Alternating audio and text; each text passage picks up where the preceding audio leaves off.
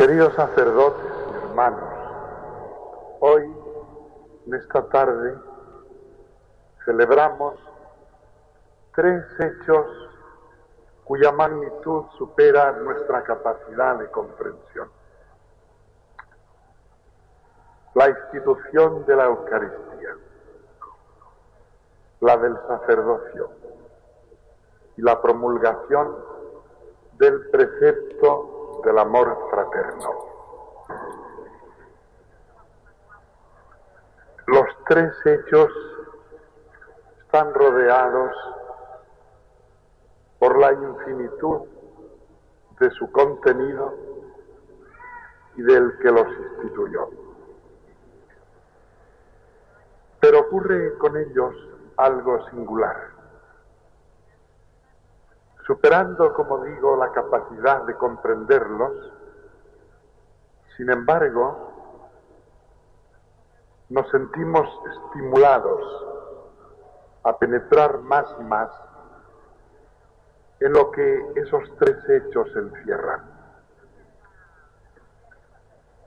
No nos son lejanos. Hay algo en nuestra condición humana y sobre todo en nuestra experiencia histórica de cristianos que nos los hace muy próximos. Ya vivimos en una atmósfera de siglos en que por el hecho mismo de venir celebrándose y con tanta dignidad, algo captamos de la grandeza que encierran. Siempre es provechoso meditar en ellos. En el primero, la Eucaristía, nos damos cuenta de que se trata del sacrificio de Jesucristo, que se renueva sin cesar. En el segundo, el sacerdocio, advertimos que estamos refiriéndonos a la participación por parte de algunos hombres llamados a ello en el sacerdocio de Cristo. Y en el amor fraterno vemos que se trata de un precepto dado por el mismo Cristo para que nos amemos unos a otros como Él nos amó. En este aspecto triple, en el triple hecho, en este aspecto de que se trata de Jesucristo, está su infinitud. Y por lo mismo, de ahí deriva nuestra incapacidad de comprensión total. Pero también en ese mismo aspecto está su atractivo. Porque a quien que crea y ame a Jesucristo no le mueve poderosamente el afán de entender y vivir lo que Él nos enseñó. Brevísimas consideraciones. Primera, la Eucaristía. La Eucaristía no es la hostia santa que en la custodia de arte pasa por las calles de Toledo el día del Corpus Christi.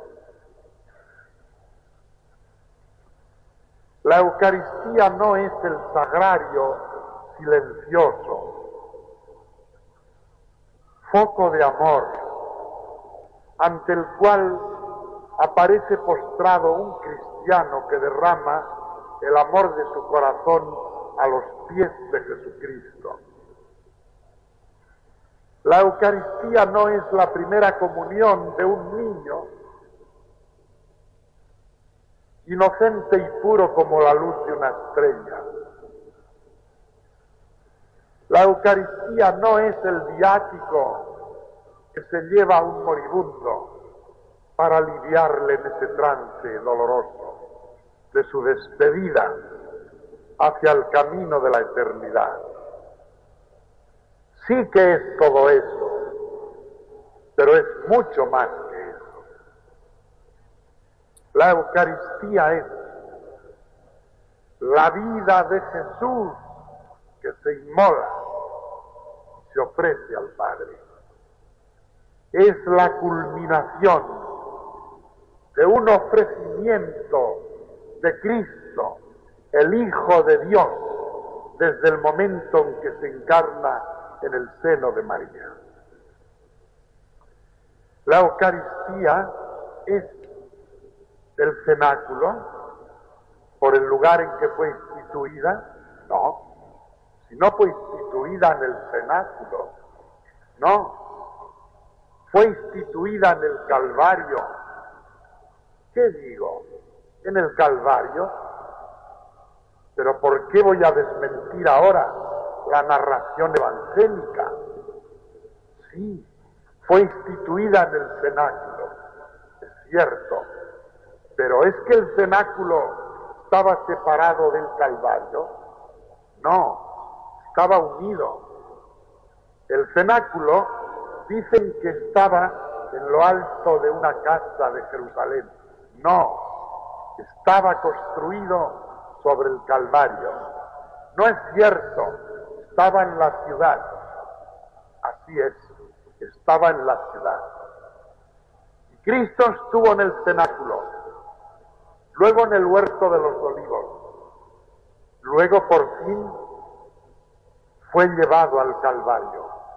Pero el cenáculo y el Calvario estaban intencionalmente unidos. En el Calvario, Cristo ofreció físicamente su vida.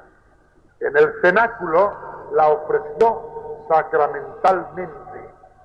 Y por eso, lo que dijo en el cenáculo es lo que no pudo decir ya o no quiso en el Calvario, porque no hacía falta. Esto es mi cuerpo, que será entregado.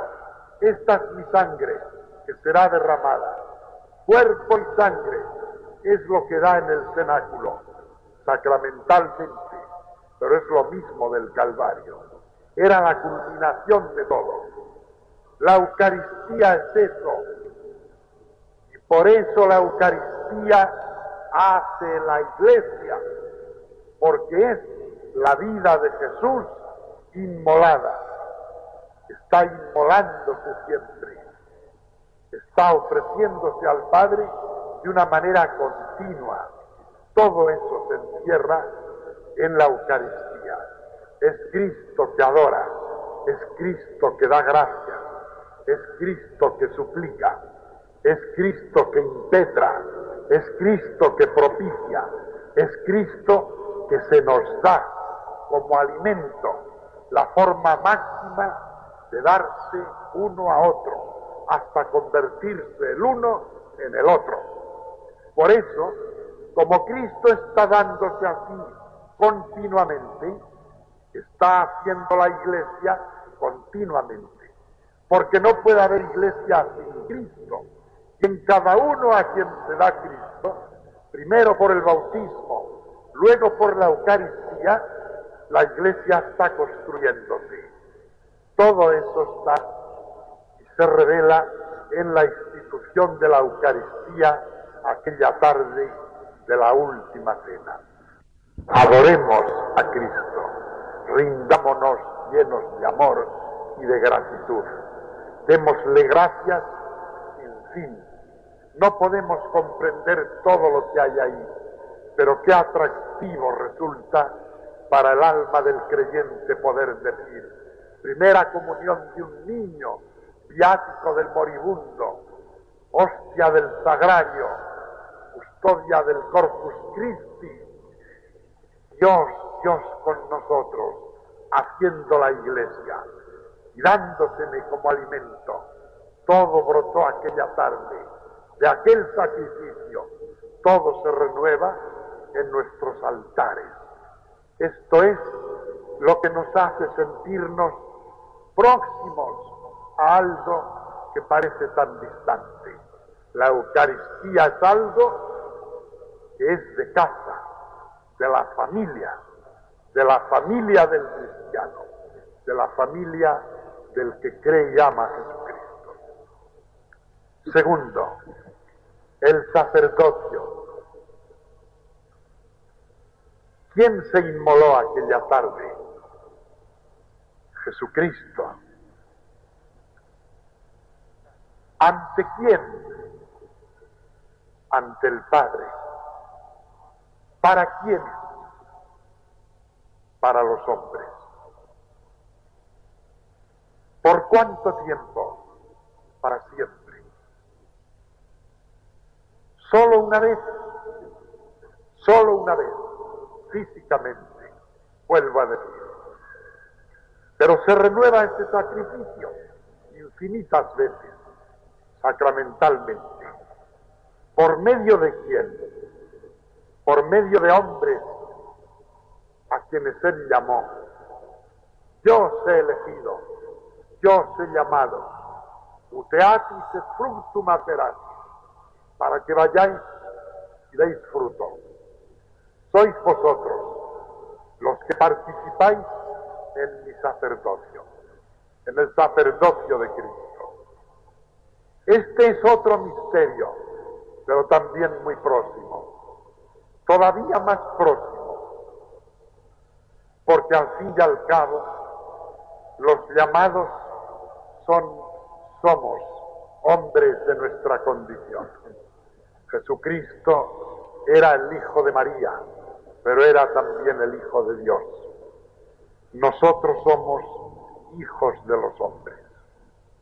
Y estamos renovando siempre ese sacrificio de Cristo.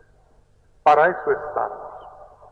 Porque la Iglesia tenía que extenderse por el mundo y por todos los siglos, sin límites del tiempo ni del espacio. Y era necesario que hubiera hombres llamados con ese fin.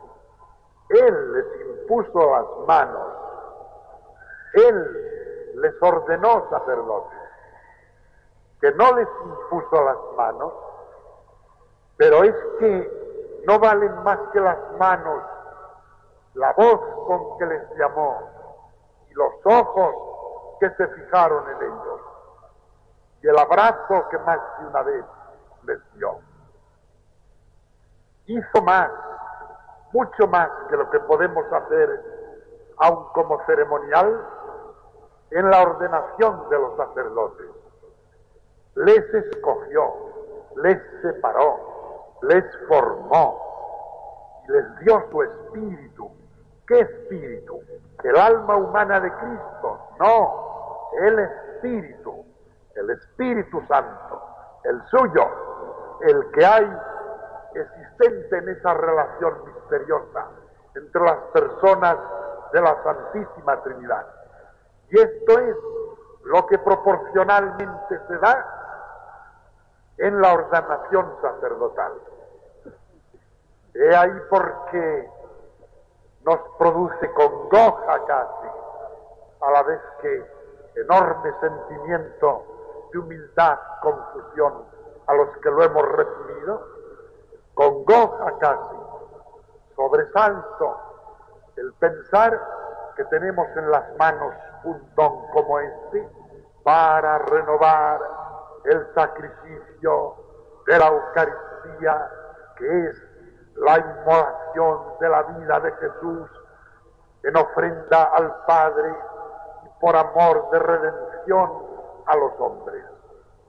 Y he aquí por qué yo, al hablar de este tema, necesariamente de tener, como ayer la tenía para con los sacerdotes, una referencia a vosotros, a quienes os veo ahí situados frente a mí, los seminaristas, para los cuales tengo toda mi solicitud pastoral y mi experiencia de hombre que sabe y conoce ya lo que es la vida del sacerdocio en el mundo. He ahí porque tengo que decir que todo cuanto hagamos para asimilar y vivir este espíritu de Cristo es poco en relación con el esmero con que hemos de cumplir todo aquello que se nos pide para inmolar la vida de Jesús y ofrecerla al Padre por los hombres en todas las dimensiones a las que llega el valor de la existencia humana. De ahí porque tengo que decir, seminaristas, que todo es poco para conseguir una profundización mayor, una capacitación en el ejercicio de las virtudes de que Cristo nos dio ejemplo, un amor singularísimo de correspondencia a esa llamada, una fidelidad exquisita a todo aquello que la autoridad de la Iglesia a lo largo del tiempo ha ido señalando en virtud de la potestad que Dios le ha dado para custodiar mejor y preservar este don del sacerdocio, que tiene que ser sal de la tierra y luz del mundo. Y ahí por qué, seminaristas, tengo que deciros una vez más que cuanto más se haga en el seminario para conseguir de vosotros hombres capaces de llevar siempre la cruz de una obediencia responsable pero total, la cruz de una castidad inmolada, la cruz de un recogimiento que preserva del pecado, la cruz de una caridad fraterna que regala el don de sí mismo continuamente en la convivencia con los demás, la cruz de una oración contemplativa, la cruz de un trabajo apostólico que busca horizontes sin fin. Cuanto más hagamos para conseguir eso, más lógicamente nos situamos en el camino del sacerdocio. Tratar de limitar esto y decir que no es necesario es algo así como aspirar a ser violinista sin usar el violín. Y esto es lo que ha estado sucediendo estos años,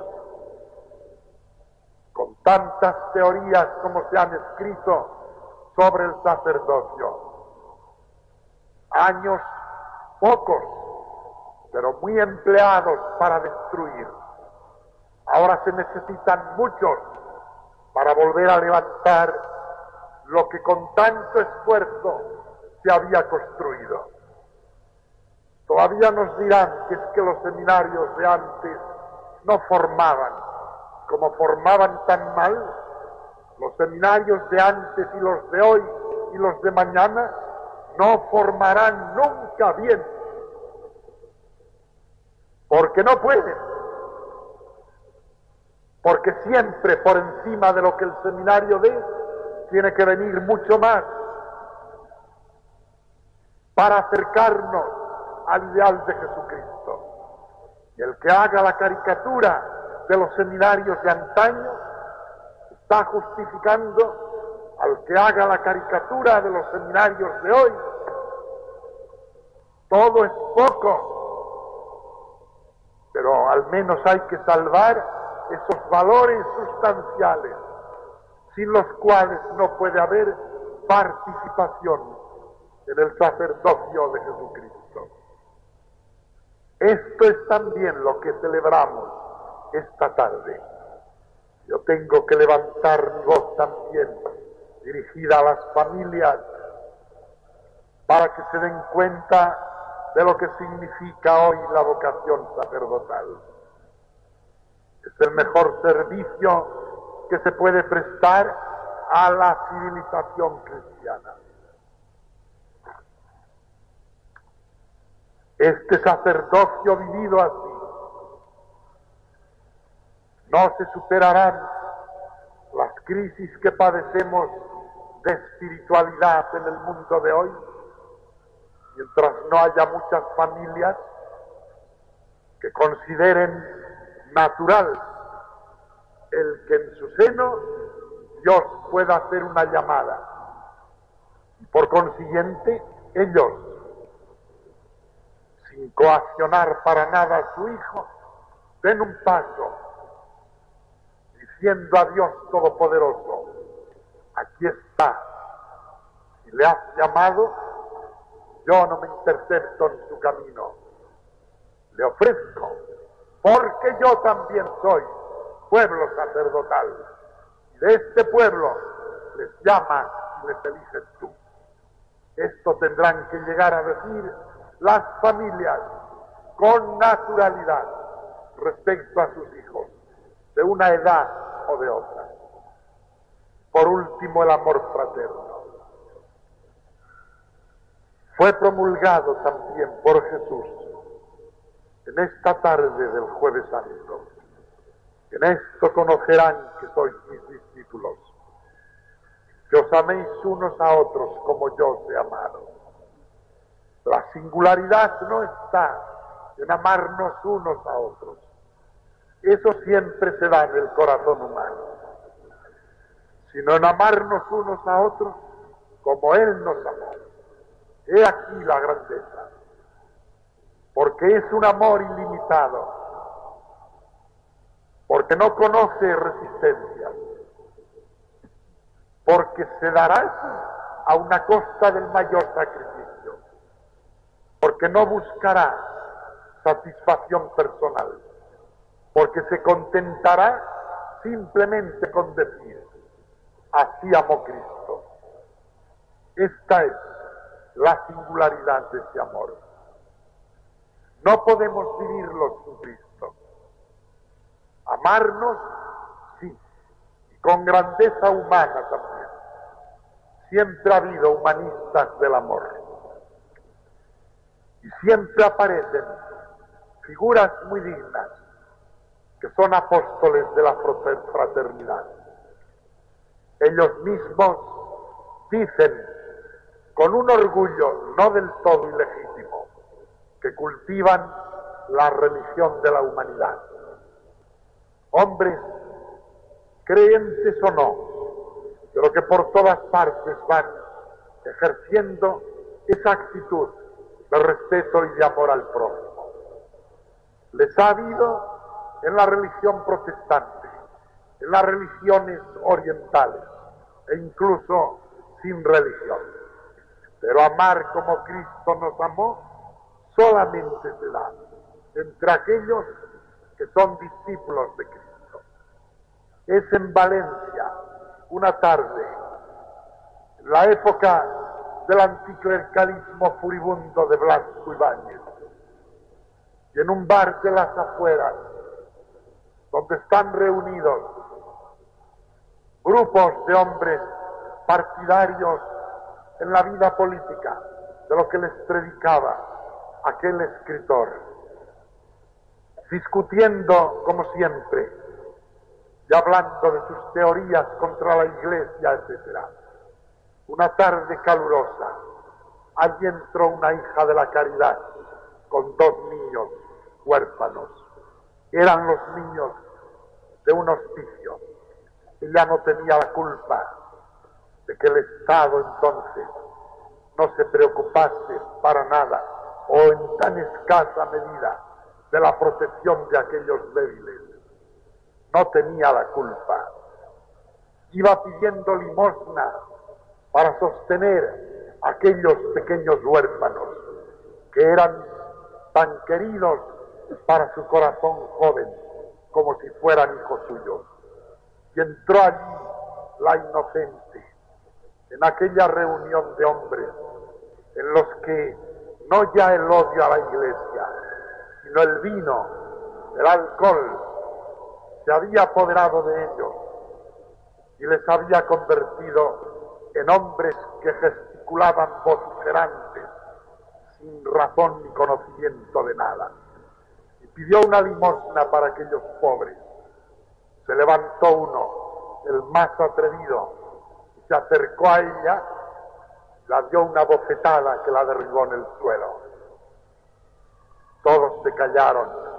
La monja se levantó como pudo y rota en sí misma con un llanto amargo, apenas sin poder decir nada, cogió el crucifijo que llevaba pendiente de su hábito y así, con voz entrecortada y el crucifijo en la mano, le dijo: la bofetada para mí, la limosna para estos pequeños, te la pido en nombre de este.